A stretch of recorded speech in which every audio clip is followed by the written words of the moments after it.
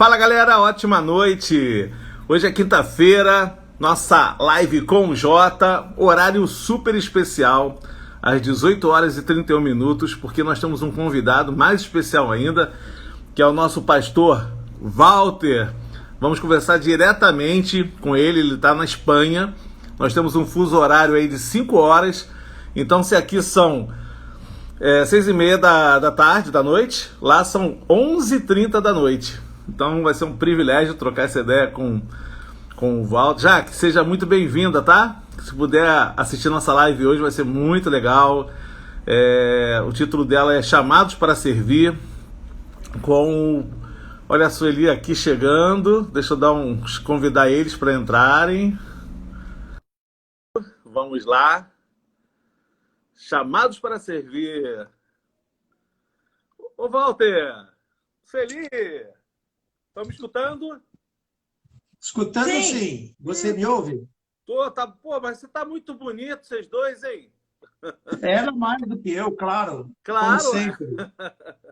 Tô te escutando bem, tá? A imagem tá ótima. Tá bem? Tá perfeita. Ótimo. Olha, em primeiro lugar, falar que é um privilégio ter vocês aqui. Mais uma live aí chamada Com Jota, que significa nada mais, nada menos com Jesus sempre, né? Que bom, amigo. Poxa, muito obrigado. Um prazer muito grande estar recebendo vocês. São amigos muito queridos, que eu admiro muito o trabalho de vocês aí na Espanha. E estou muito feliz mesmo. Acabei de chegar em casa correndo aqui, montei tudo e pá! Já deu tudo certo. A recíproca é verdadeira. É uma alegria, um prazer muito grande estar com você e com todos os que estão aí acompanhando, né? Sim, o privilégio é meu. Ah, então é nosso. Olha, eu vou falar uma coisa para você aqui, enquanto o pessoal está chegando aqui. Sejam todos bem-vindos. A Luciana, o Edu, a Jaque. Ó, tem um aviãozinho, pessoal. Se vocês quiserem convidar aí o pessoal aí, ó, com a luzinha verde, pode chamar, pode convidar para o pessoal participar dessa live. Eu estou aqui só, ó, convidando o povo. Pronto. E, Walter, vou contar uma novidade para você, não sei se você está sabendo, mas eu gosto tanto de churrasco que ano passado eu fiz um curso de churrasqueiro profissional. Uau. Diplomado, sou diplomado agora. Não faltei uma aula, nota 1000. Perfeito. Mas eu só vou... Você só vai ganhar minha nota quando eu poder comer o seu churrasco, né? Sim, com certeza. Olha o Benny aqui chegando também. Andresa Lisboa. Conheço essa menina já de longa data, desde bebezinha. Sejam muito bem-vindos, meus amigos. Fiquem com a gente. Ó. O pessoal da IPB Tangará está aqui com a gente também. Tangará é lá em... Ai, fugiu o nome. Tangará. Não sei, Tangará, mas é lá aí na praia, região aí, antes de Búzios. Cabo Frio. Tanguá. O Igor Fusco também está aqui conosco. O pessoal está chegando, Walter. E a palavra que define hoje é a alegria. A alegria por esse teu ministério aí. O ministério, na verdade, do casal, né? De vocês dois. Pois é. E agradecer, né? Essa tua disponibilidade. 11h30 da noite, só eu mesmo para poder... Não deixar a noite só está começando aqui para gente. Né? Não, é interessante, porque faz o quê? 2 horas, não menos de 2, que anoiteceu, né? Você sabe que o verão aqui na Espanha, o dia é longo. Sim. O dia é longo. O dia só termina, tem determinados dias do período do verão, porque nós estamos no verão, termina às 10 da noite. É quando começa a escurecer. Imagine você. Então, com o passar dos dias, é óbvio, vai diminuindo isso. Então, agora está anoitecendo aí umas 9h30, mais ou menos, um pouquinho por aí, entre 9 e 9h30, que anoitece. Caramba! Ó, a Mônica chegou aqui, o Igor lá da drogaria. Claro que você não é, rapaz. Da drogaria Retiro, lá de Volta Redonda. Ó, tô mandando um recado para você aqui, Walter. Ó, Jaques, como é que é? Sou fé. É.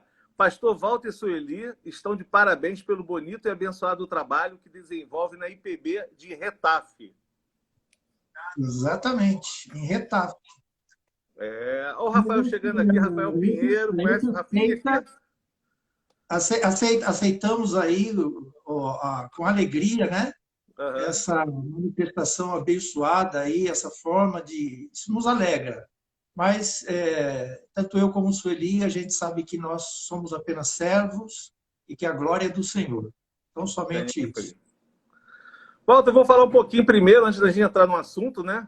Você colocou aqueles 4 temas muito bons, por sinal. Quero te parabenizar, porque foi uma dúvida incrível. Eu fiz até uma enquete aqui em casa e todo mundo votou num tema, cada um votou num.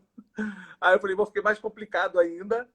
E optei chamados para servir, né? Então, é uma coisa que eu gosto muito, eu sempre converso muito isso com os adolescentes, conversava muito com os adolescentes, com os jovens, com as famílias.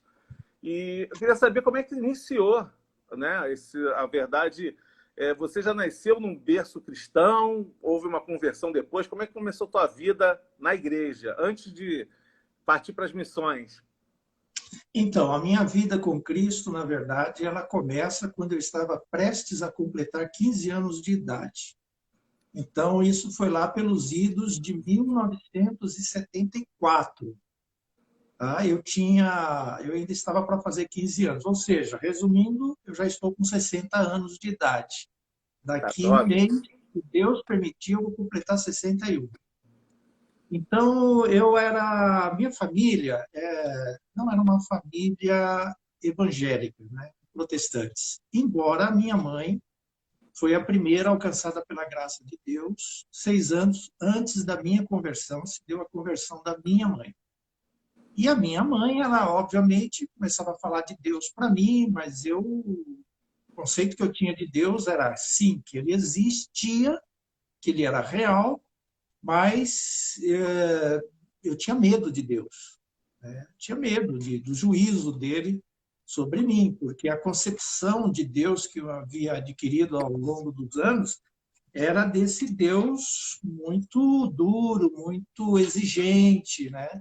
E Certo. que eu, por não conseguir cumprir as exigências dele, eu poderia, inclusive, ser eliminado.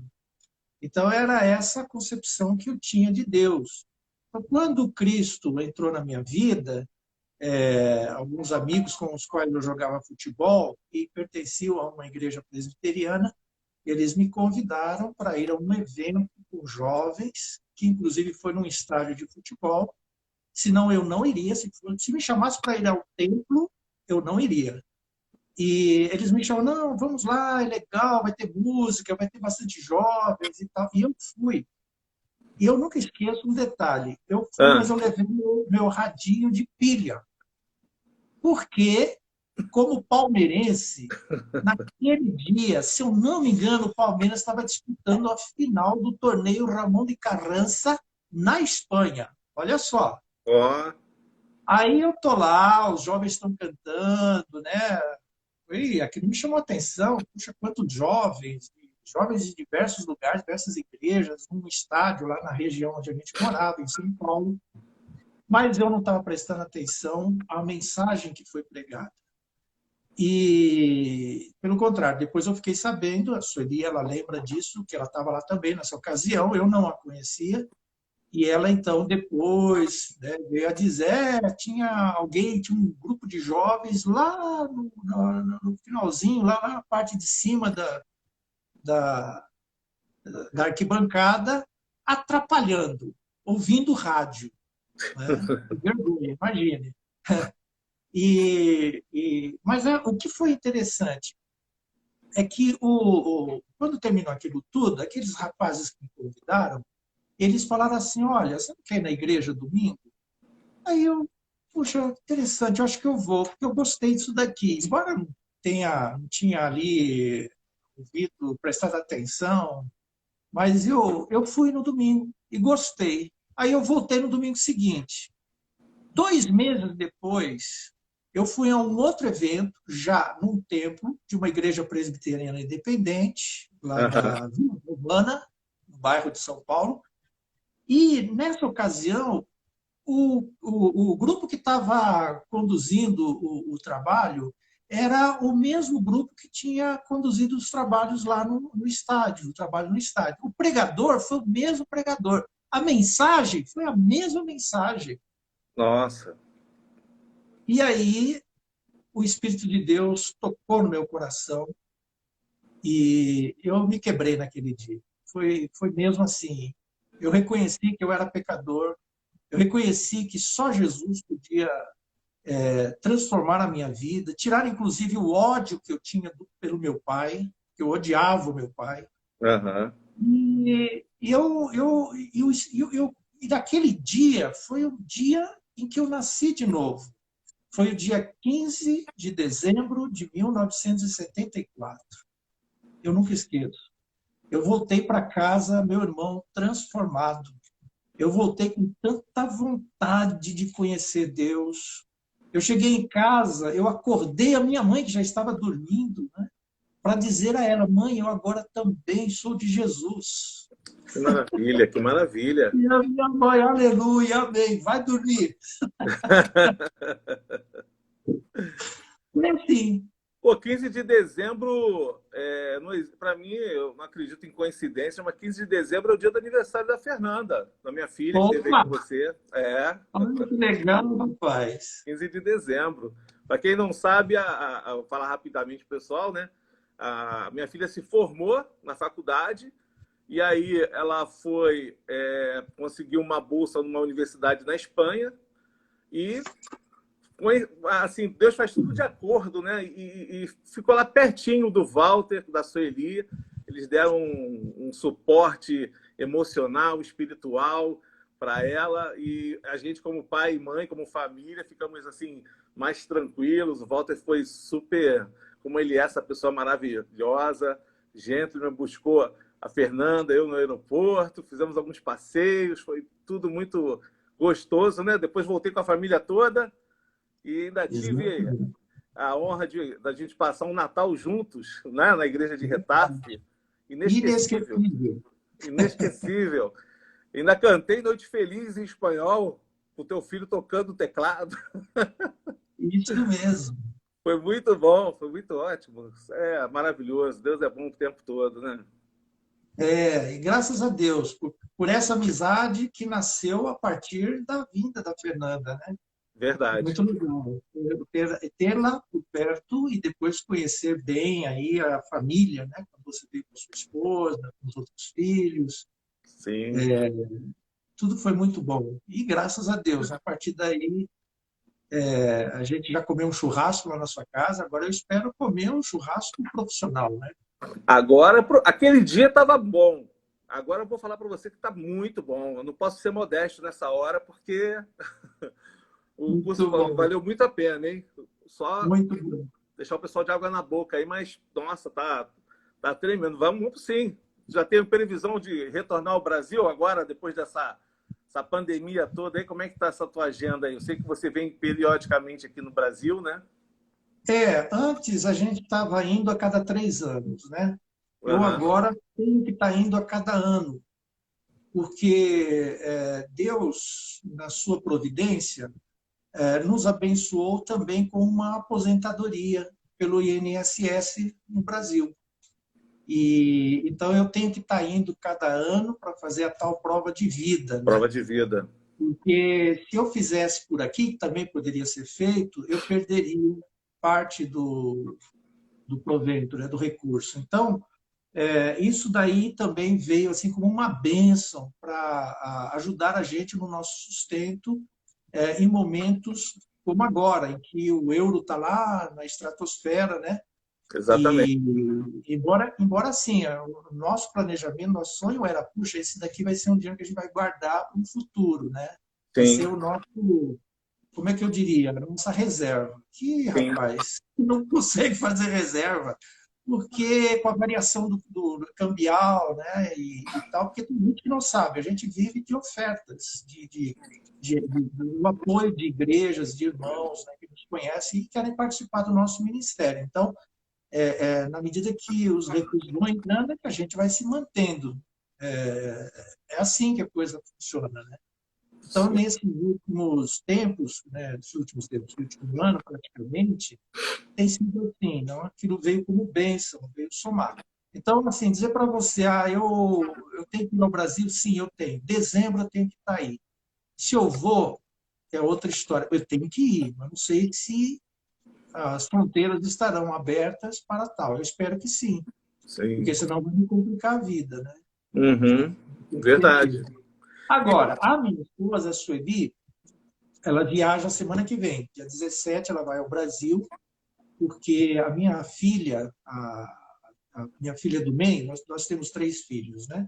Sim. Então, a Vivian mora em São Paulo, é casada com o Vitor, eles têm um filhinho que se chama Davi, que tem 1 ano e 2 meses, Que e maravilha, maravilha. agora vai nascer o Luiz Paulo.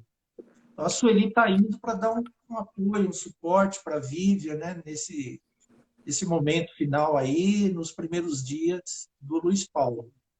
Ah, que Então, ela bacana, vai... parabéns. Obrigado. Ela está indo para ficar 2 meses. Uhum. Imagina, eu vou ficar por aqui numa situação mais crítica do que já estou, né? Verdade.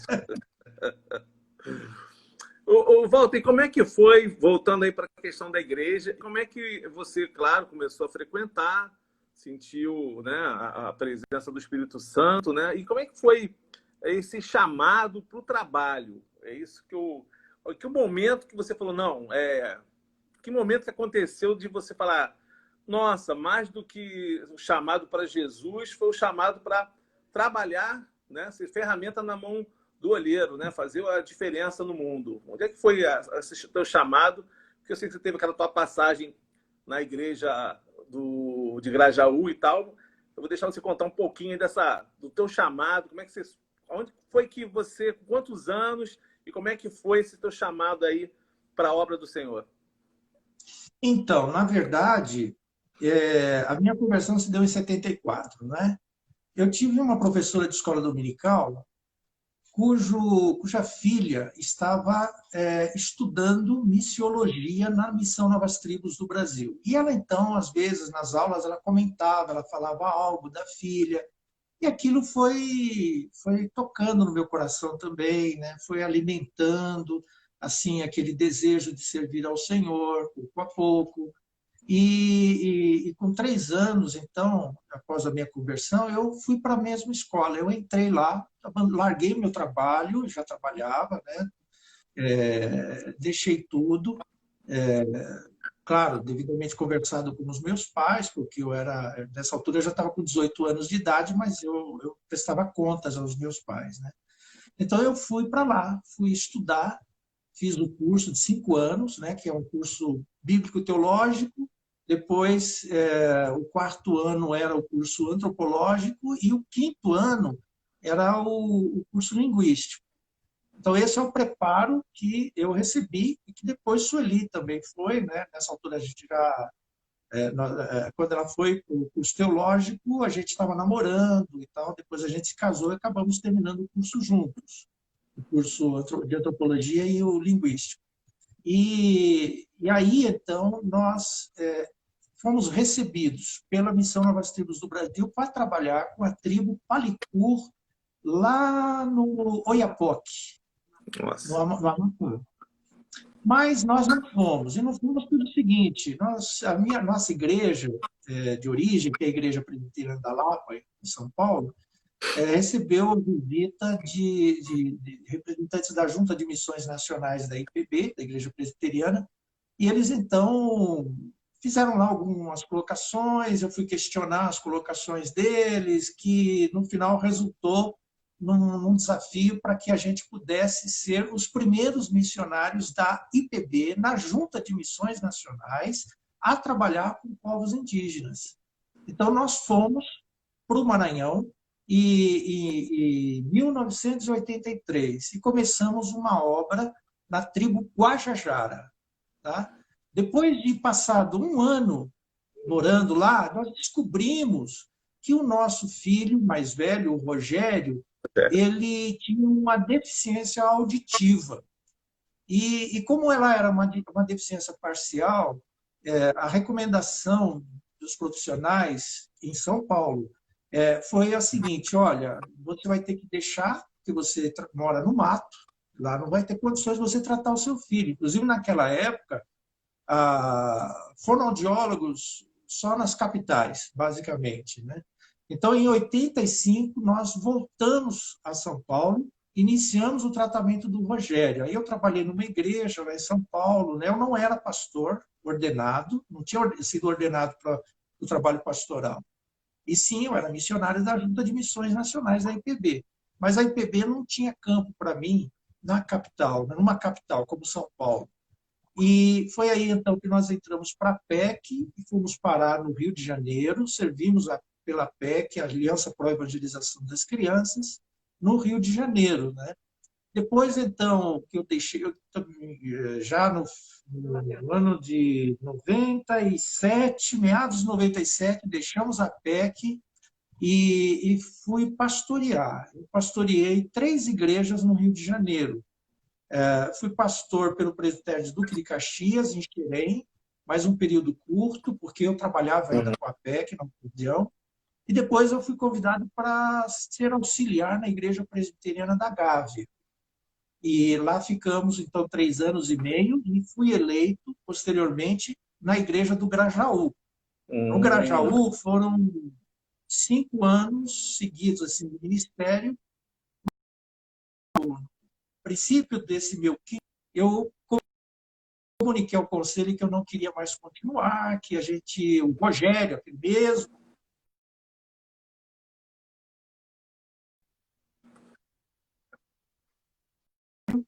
inclusive, e, e, e aí a gente falou, olha, nós vamos deixar, a gente quer voltar para o Ministério Transcultural. E foi o que aconteceu.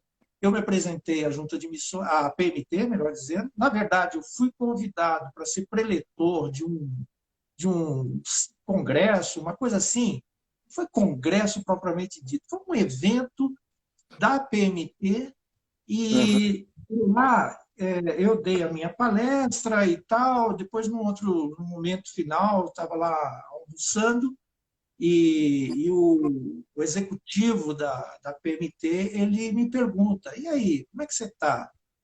Eu falei: rapaz, eu comuniquei ao conselho que eu vou deixar a igreja. Para onde você vai? Não sei, eu estou orando com minha esposa, não sabemos bem para onde ir, estamos com o coração aberto para a direção do Senhor. Aí ele falou: rapaz, por que você não entra para a PMT? Vem servir conosco, nós temos necessidades. Eu vou orar, vou pensar e tal. Aí, naquele momento, ele falou em Portugal, né? O que é a Oramos e tal. PMT, Walter, para quem não sabe? Só para.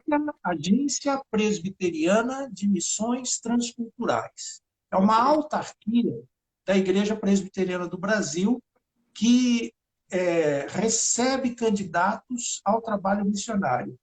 Eu sou pastor presbiteriano, ou eu sou um membro da Igreja Presbiteriana, eu quero servir como missionário, me apresento à PMT. A PMT tem lá todo um processo seletivo, né, oferece um curso e etc., e te envia para o campo.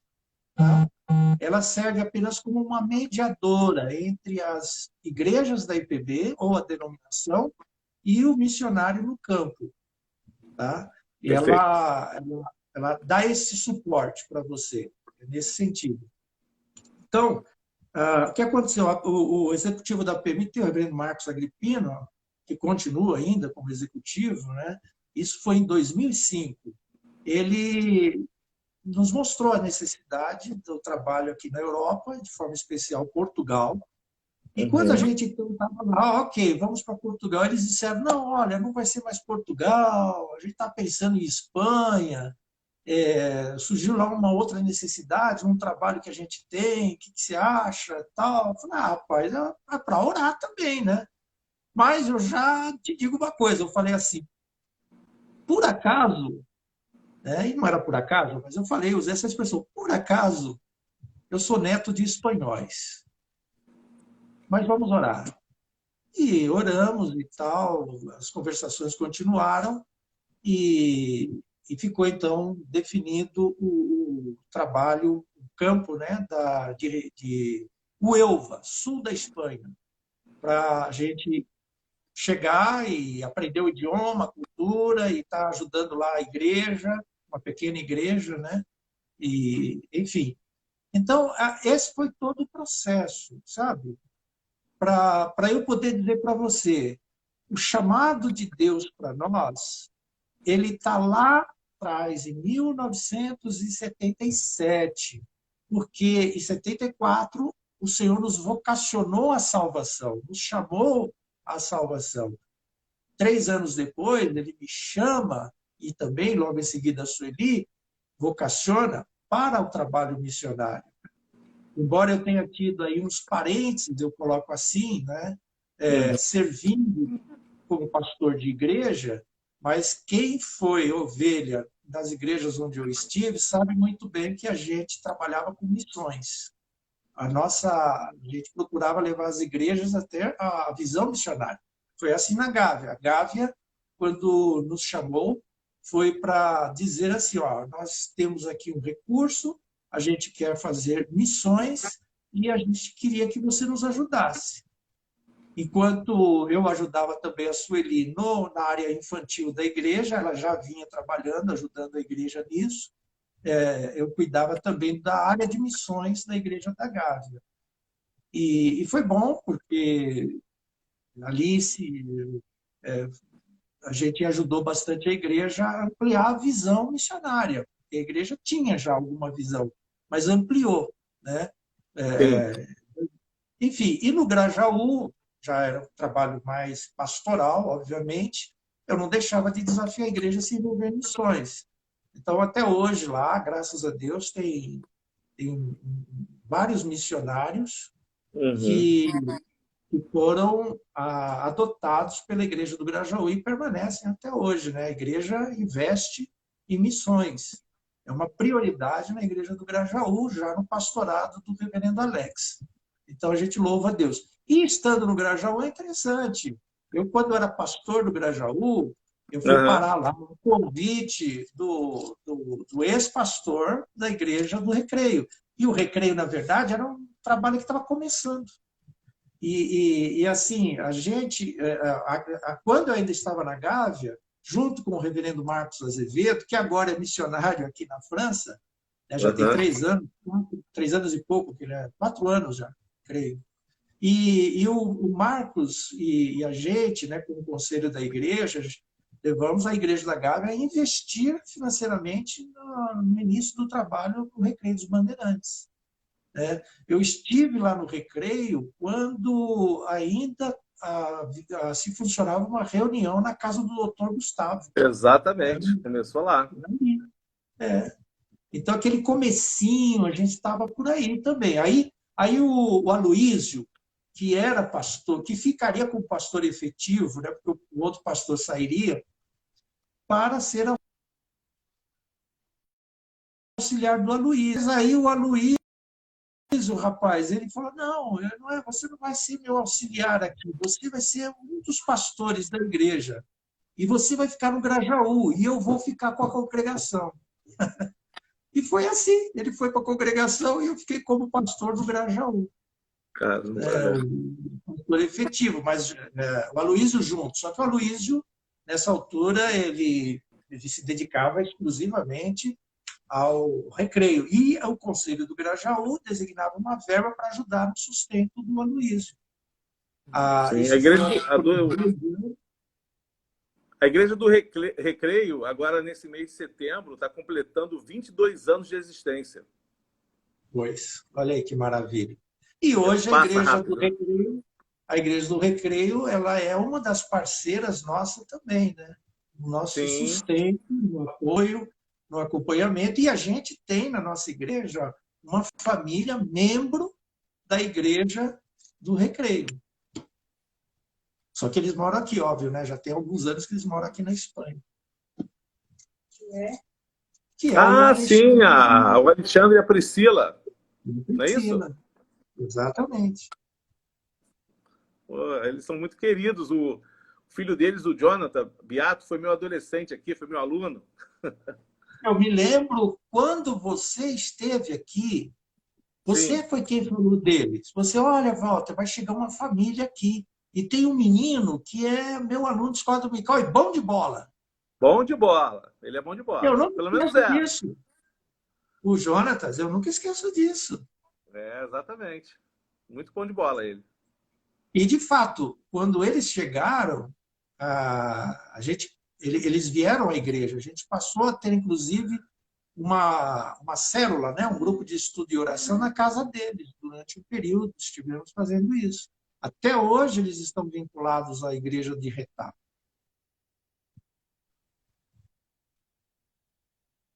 Ai, que legal, Eu que não estou te bacana. ouvindo. Agora. Eu estou perdendo o seu.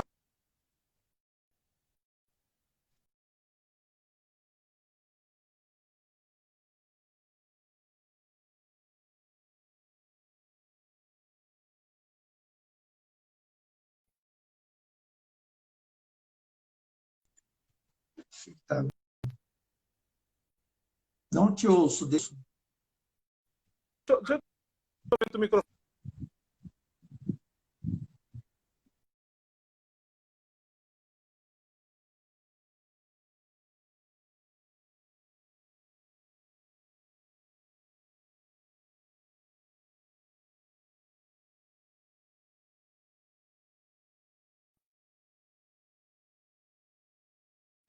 Alô? Oi, estou te ouvindo. Agora não. Já cortou de novo. Vou ver se voltou o som. Oi. Melhorou? Sim, ok. Ah, então vamos lá. O Beni, que é da igreja aqui da freguesia do Reverendo Joia. Você conhece o Joia? Conheço. Então, ele é presbítero lá e está fazendo uma pergunta aqui, ó. Reverendo Walter, como se deu a sua ordenação? A minha ordenação tem muito a ver com o Marcos Azevedo, que está aqui na França agora, trabalhando com o PMT, Aham. que era pastor em Piraquara, na época que eu era da PEC. Um dia o Marcos me chamou no gabinete dele. É assim, eu não tinha muita amizade com ele, apenas os meus filhos e a Sueli frequentavam a escola dominical da igreja, o culto também. E eu era bastante, estava muito envolvido com o Ministério da PEC, viajando pelas igrejas no Rio, né, no interior, finais de semana, tal. Então eu quase não tinha contato assim, mas pelo menos uma vez por mês, sim. No final de semana por mês eu procurava estar com a família e ir na igreja junto. E então eu ia lá em Piraquara, em Realengo, né? O Sim. Marcos era pastor. Antes de ser pastor na Gávea, ele foi pastor em Realengo. Aí um dia o Marcos me chamou, eu queria te ouvir, saber por que você não é ordenado ministro da igreja presbiteriana. Aí eu expliquei, contei a minha história, que eu acabei de falar aqui para vocês, né? Aham. E, e o Marcos falou, não, rapaz, vamos buscar aí a ordenação. E acabou não sendo lá pelo presbitério carioca, né? Na época, e sim foi pelo presbitério Duque de Caxias. Eu acabei me tornando membro da terceira igreja de Caxias, junto com a Uhum. Sueli. Né? Os meus filhos, inclusive, dois deles foram batizados lá, a Vívia e depois o Daniel. E, e o presbitério de Duque de Caxias, então, se empenhou, né? Se interessou, se empenhou e eu até fiquei muito honrado, porque na época eles disseram assim: olha, para nós é uma honra ter o diretor da PEC aqui conosco, né, no nosso presbitério e tal. Poxa, eu era apenas um servo, né? Mas aí eu apresentei os trabalhos que eles me exigiram, né, a tese, a exegese, fiz o sermão de prova, etc.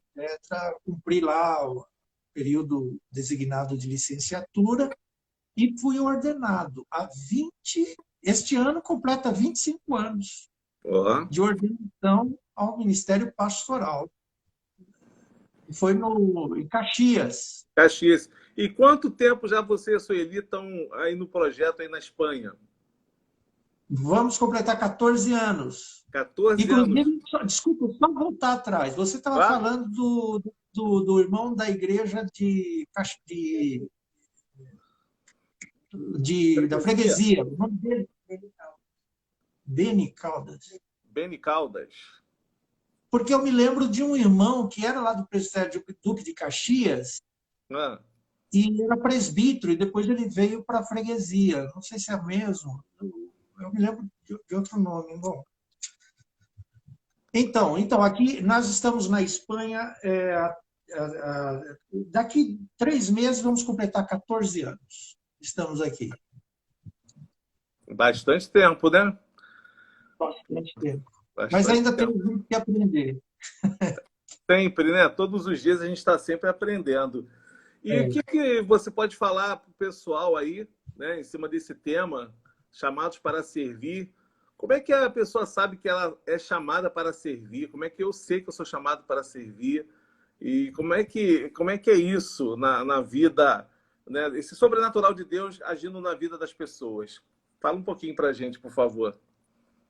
Eu creio no seguinte, eu creio naquilo que a Bíblia diz. A palavra de Deus é clara em nos apresentar pelo menos 5 chamadas para o envolvimento na evangelização, né? Os evangelhos e o livro de Atos dos Apóstolos. A gente lê ide, portanto, fazer discípulos de todas as nações. A gente lê ide e pregai. A gente diz assim, como os recebi, os envio, né? A gente lê em Atos, vocês serão minhas testemunhas, tanto em Jerusalém, como em toda a Judéia, Samaria e até aos confins da terra. O que é isso tudo aí? Isso tudo aí não é para um ou outro crente. Isso é para todos nós. Todos nós somos chamados pelo Senhor a assumir um compromisso com Ele de evangelizar, de fazer discípulos. Certo? E isso não significa que é um privilégio só de alguns, que vão fazer um seminário, fazer um instituto bíblico, fazer um curso de missiologia, né, e coisas desse tipo. Não, é uma bênção para toda a igreja, é um privilégio que a igreja tem. Ao mesmo tempo, é uma responsabilidade que nós temos, né, de olhar para o mundo, de olhar para o outro e sair de nós mesmos em busca do outro. Eu gosto de uma expressão que eu ouvi há muitos anos atrás, e eu repito várias vezes: a igreja, ela é chamada para ser a igreja do caminho e não do cantinho.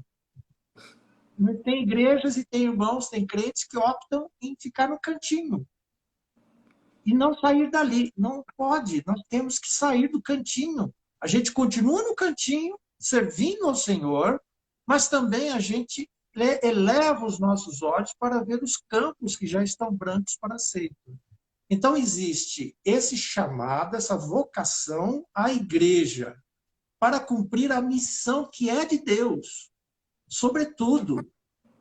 Então, Deus como que transfere, como que autoriza, que dá as condições, habilita a igreja a levar adiante essa missão que é de Deus, não é? De pregar o evangelho, de anunciar o evangelho, fazer discípulos de todas as nações, de todas as etnias. É isso, tem uma mosca aqui me perturbando agora.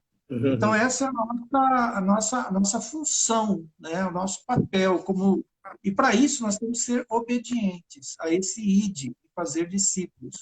O imperativo está no fazer discípulos.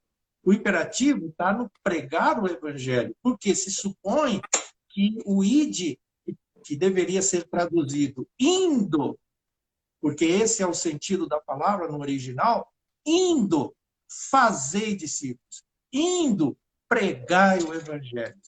Esse é o chamado de Deus. Bom, a partir do momento que eu, como crente, junto com o povo de Deus, junto com a minha igreja, nós decidimos a obediência, servir ao Senhor dessa forma, atendendo a esse chamado de Deus, do Senhor, Deus vai vocacionar o indivíduo, inclinando o seu coração para um determinado ministério, entendeu? Para Sim, servir em numa determinada. é, a questão é, na verdade, assim, a ênfase não está no lugar, em região, e sim está em fazer o que precisa ser feito para que outros conheçam a verdade em Jesus. Então, Deus vai inclinar o nosso coração, vamos dizer, para um ministério transcultural. Deus pode inclinar o nosso coração para o ministério com crianças, para o ministério com jovens, para o ministério com adultos. Nós temos, por exemplo, um casal pela PMT servindo aqui em Portugal, e ele tem convicção do chamado de Deus para trabalhar com idosos. Ele saiu de Nova Friburgo com a esposa e o filho e veio viver em Lisboa, e aqui ele tem um ministério com idosos. Olha que coisa maravilhosa. E ele não é pastor, ele não é ordenado. A PMT o recebeu. E ele está aqui, servindo a Deus dessa forma. Então, por quê? Porque Deus encheu o coração dele de amor pelos idosos. E ainda mostrou a necessidade de Portugal. Porque Portugal tem um alto índice de idosos, né? Assim sim. como a Espanha. E então ele está lá fazendo a obra do Senhor, sendo usado tremendamente por Deus, né? E além disso ajudando igrejas ali, né? Na plantação de igrejas em Lisboa. É isso que eu entendo. A Bíblia tem o chamado geral e depois um chamado específico. Cada um tem que procurar saber qual é a vontade de Deus. A vontade de Deus, para uns, pode ser: vá, eu quero você lá na vanguarda. A vontade de Deus para outros pode ser: não é para ir. Você vai, mas de outra forma. Você vai servir aqui na sua igreja local e servir na sua igreja local com o olhar lá para o campo missionário, orando pelos missionários, orando pela obra missionária, participando do sustento dos missionários, do sustento da obra missionária. Como alguém já observou, a igreja vai de três formas, né? Ela vai com os seus joelhos, ela vai com os seus recursos financeiros e a igreja vai através daqueles que Deus chama para ir ao campo, ao front, né? Aí lá na vanguarda. Aí eu completo com com a seguinte colocação: o que foi, o que está obedecendo ao Senhor, indo, ele não vai receber um galardão melhor, vamos pensar assim, né? Aham. Superior em relação àqueles que ficaram. Aqueles que ficaram também em obediência ao Senhor, eles serão galardoados tanto quanto aqueles que foram. E, inclusive, aqueles que Deus chamou para ficar na sua igreja e fazer o que precisa ser feito na igreja local, aí no bairro, na cidade, no país onde está, se for para um campo transcultural, sem Deus ter chamado para ir, estará desobedecendo. Não vai dar certo. Sim. Não aguenta o tranco. Entende? Agora, pensando em ministérios transculturais, não é simplesmente eu decido e eu falo com a liderança da igreja, e a igreja, tá bom, vá. E eu venho sem preparo algum. Eu vou quebrar a cara. Porque você tem que ser preparado para atuar, para servir numa cultura diferente, né? Numa língua que é diferente da sua. É como o espanhol. O espanhol tem muita gente que diz assim: ah, espanhol é fácil de falar. Uhum. Eu vejo isso às vezes quando a gente recebe gente do Brasil por aqui, damos aquele suporte, tá? Ah, eu entendo, o espanhol não entende. Você vai percebendo que você não está entendendo o que o espanhol está falando. E quando arrisca falar, então é pior, é uma tragédia, né? Então, a gente, eu falo assim, eu tenho muito que aprender, porque eu ainda tenho que aprender mesmo na comunicação, né? Em ver questões culturais, para poder encontrar o momento certo de chegar e apresentar o Evangelho. É assim, a coisa funciona assim. Não pode existir romantismo missionário, né? Isso não dá certo. Não é, desculpa eu falar dar certo, que é uma questão mais pragmática, né? É porque Aham. quando vem, você está no campo e não está devidamente preparado, você se frustra, porque você não vê resultados, às vezes, né?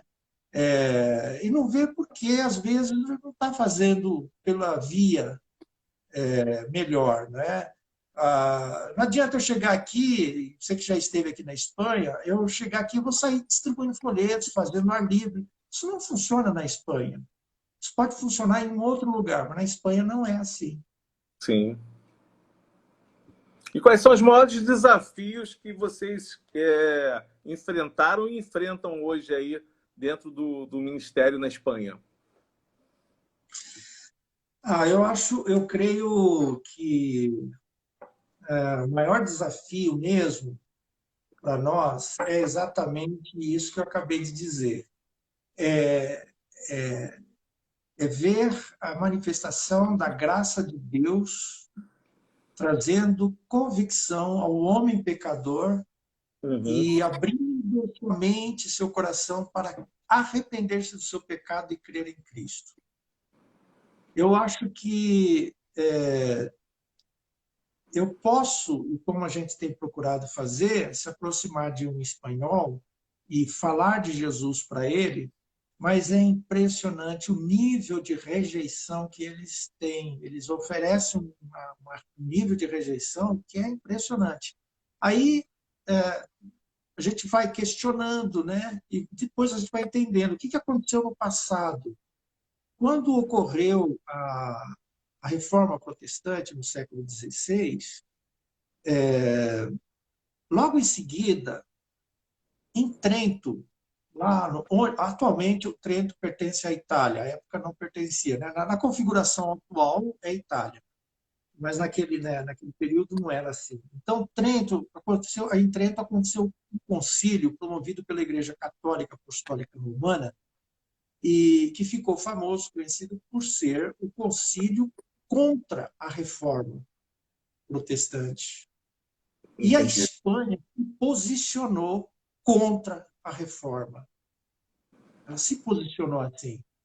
E criou uma série de mecanismos, incutiu na mente, na cultura do povo espanhol, de que a única religião, usar esse termo, é a única igreja e verdadeira igreja é a Igreja Católica Apostólica Romana.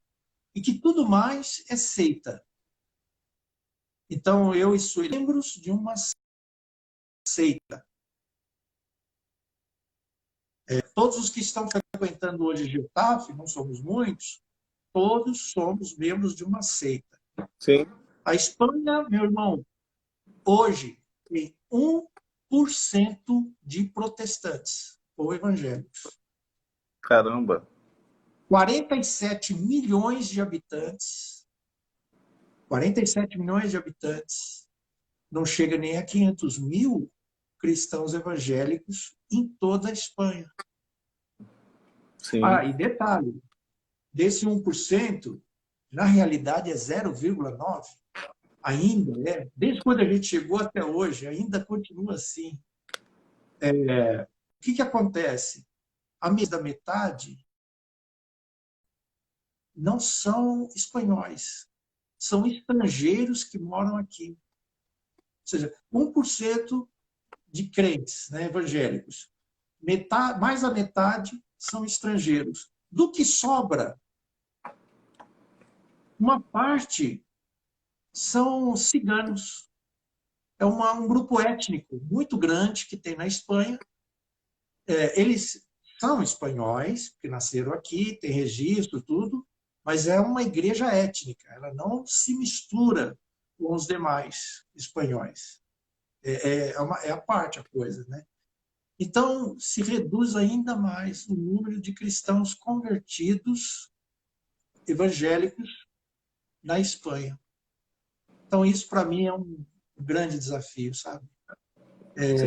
Eu oro, eu levo os irmãos lá em Retá, porque Deus tem sido misericordioso, reunindo pessoas, a maioria estrangeiros, então, de estrangeiro, tá? E aí eu sempre falo com eles, vamos orar para que o Espírito de Deus se derrame aqui na Espanha, trazendo o avivamento. Porque o que é o avivamento? É trazer vida, onde há morte. Ou, né, a gente usa muito assim, avivamento é para a igreja protestante. Sim, quando essa igreja esfriou no amor a Cristo. Sim. Então, o avivamento aqui tem que cair sobre os incrédulos, os descrentes, ou seja, a vida de Deus, a vida de Cristo tem que entrar no coração da gente. Porque uma boa parte deles se dizem católicos, apostólicos romanos, é uma coisa de muito ritual, é ritualística a igreja aqui, é uma igreja medieval, tá bom? Né? Com as suas práticas, suas procissões,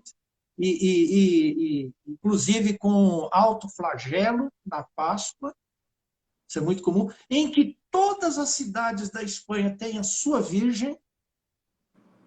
A Virgem é mais importante do que Jesus Cristo. É mais. E Jesus está no segundo plano. Você vê? Então, isso tudo aí são desafios. E ainda tem uma outra parte, que são ateus. E tem um terceiro grupo, que são os agnósticos. Que o agnóstico é o que está lá no empate, aliás, na linha de meio, né? Eles dizem assim, Deus, eu creio que Deus existe, mas eles não se relacionam com Deus. E tem raiva dos católicos. Né? E os católicos desprezam tudo mais e dizem, quem não é católico como nós, são membros de seitas. E os protestantes não podem entrar nessa história, não. Não podem estar desprezando. Né? O que nós temos que fazer é amar a essas pessoas todas e viver o evangelho da graça de Deus e pregar esse evangelho da graça de Deus. Quem vai converter é o Senhor. Isso é obra dele.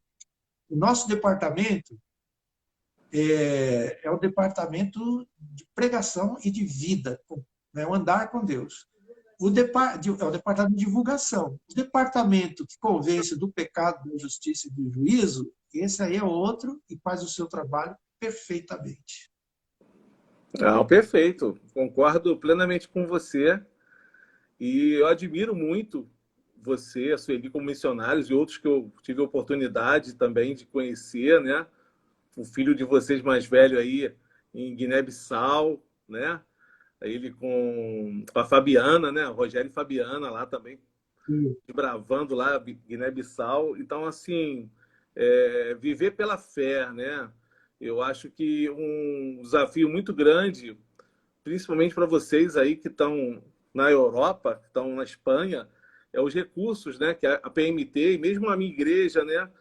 No qual eu faço parte, que eu sou membro, que também tem essa parte missionária que a gente ajuda vários missionários no mundo, como a questão do dinheiro está desvalorizando um valor que é destinado, um percentual do valor que é destinado para os missionários, e quando chega aí, quase que ele reduz a porra, né? Vamos dizer assim, porque a discrepância é muito grande, né?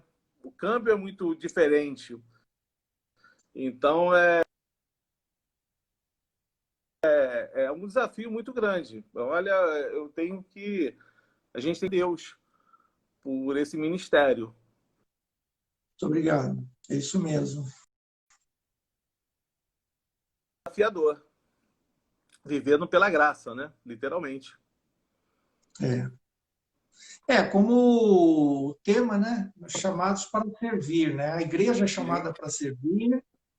Dentro da igreja, alguns são chamados para servir em áreas, em ministérios, né? Com grupos diferentes de idade, mas a gente entender que o nosso modelo é Cristo, né? E Cristo, Jesus disse uma vez, lá em Marcos 10:45, né? Ele deixou claro que o Filho do Homem não veio para ser servido, senão para servir e para dar a vida em resgate por muitos. Esse é o papel, esse é o Filho de Deus, é Jesus. Ele é o exemplo para a igreja, ele é o exemplo para os missionários, né? Nós vivemos para servir ao Senhor, não para ser servido. Muitos querem só ser servido, não é assim. A igreja foi chamada, vocacionada para servir. E aí, é claro, no processo de servir, o trabalho tem que caminhar em conjunto. É aquilo que eu disse há pouco. Uns que vão e os que ficam investem e oram, né? Então, é verdade. A questão cambial, ela tem sido um fator complicador, vamos dizer assim. Mas é incrível como Deus é misericordioso e vai mantendo os missionários aqui, especialmente na Europa. Nesse período da pandemia, disparou, né, o euro, Sim. a moeda usual aqui. Na realidade, o real desvalorizou, né? Então, o euro disparou, o dólar disparou. Todos esses países daqui da Europa, onde tem missionários da PMT, e nos outros países que depende de dólar, como é o caso lá de Guiné-Bissau, é dólar. Bem, eles têm a moeda local lá, mas o real se transforma em dólar para depois chegar a ser o franco CFA. No nosso caso aqui é o euro. Então, tem a cotação oficial, mas na hora de fazer a transferência, tem as taxas que você tem que pagar em cima. Então, normalmente, se aí é 6,50, para a gente aqui vai sair, no mínimo, 6,65. Uhum. Entende? Sim. Então, é assim que a coisa funciona. Bom, mas olha, nenhum missionário deixou o seu campo, voltou ao Brasil por causa da questão financeira. Graças a Deus por isso. Aí você pergunta, rapaz, como que foi isso? Olha, isso é um milagre de Deus. Porque antes da pandemia, nós estávamos fazendo saques aqui a 4,70. E agora é 6,70. Entendeu? Agora, nesse final de semana para cá, deu uma queda, caiu um pouquinho. Isso é uma bênção, a gente tem muita alegria. Mas o que aconteceu? Aconteceu que o PMT se mexeu, né, pediu às igrejas o apoio, que foi correspondido pelos jovens, pelas SAF de todo o Brasil, né, sociedades de senhora, e também, assim, as igrejas que participam comigo, eu acho que com os outros missionários também chegou a acontecer isso. Fizeram algum reajuste. Teve igreja que assumiu um compromisso, né, de fazer o cálculo do câmbio, das perdas, porque as nossas perdas foram equiparar. Porque a perda foi de 35%, mais ou menos. Entende? Então, assim, milagres foram acontecendo, né? Ou pessoas novos, mantenedores que se incorporaram, né, ao apoio aos missionários. Isso tem ocorrido. Mas, assim, isso não significa também que todo missionário agora chegou no nível ideal. Não. Se não estava igual a de antes da pandemia, eu duvido que alguém esteja um pouquinho melhor. Entendi. Equiparando. Então, se manteve, entende? Então, é isso. Walter, o nosso papo está muito bom, só que o Instagram só deixa a gente 1 hora. A gente está no finalzinho aqui. Já completou então, 1 hora, eu queria... né?